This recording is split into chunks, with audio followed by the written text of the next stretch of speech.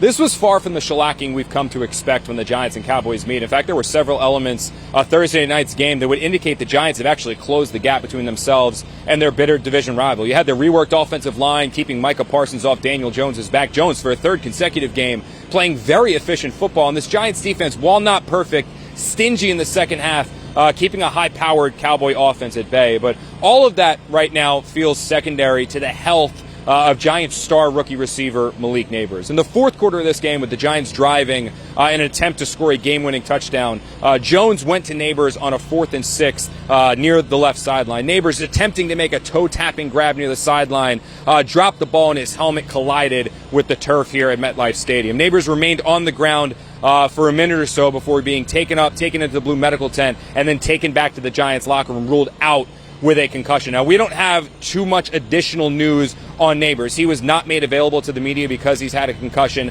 Brian Dable said he hadn't spoken to Nabers before he met with the media. Nabers was in the Giants locker room. Several teammates, Dable himself, went up to him to speak to him, but it doesn't necessarily look great for a player who has already established himself as undeniably the most important piece on this Giants offense. 35 catches already this season, 386 yards and 3 touchdowns, 12 catches for 115 yards here against the Dallas Cowboys. Now, the one thing that does benefit the Giants and Nabers' health is that they do have a couple extra days to prepare before they travel to the West Coast to take on the Seattle Seahawks. But if Nabers is not out there for the Giants, if he does miss this next game, it's going to be hard to replace a player who's averaging 13 targets per game and is clearly the focal point of this offense week in and week out.